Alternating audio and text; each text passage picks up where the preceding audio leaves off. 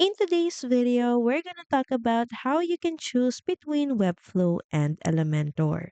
First, look at the platform. Elementor is a plugin for WordPress, so you'll need separate hosting, updates, and sometimes extra plugins.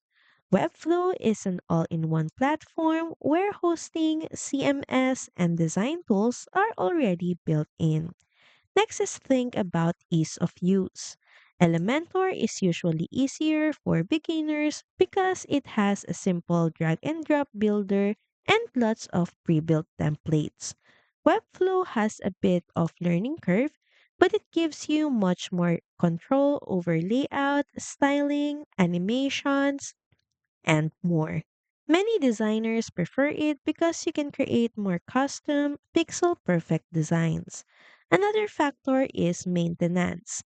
With Elementor, you may have to manage plugins and updates, and with Webflow, on the other hand, the platform handles hosting, security, and performance for you. So here's the quick rule. Choose Webflow if you want full design control and an all-in-one platform, and choose Elementor if you're already using WordPress and want a simpler page builder. Both are powerful, it just depends on your workflow and how much control you want. So that's pretty much it. Thank you very much for watching this video, and I'll see you again on the next one. Bye!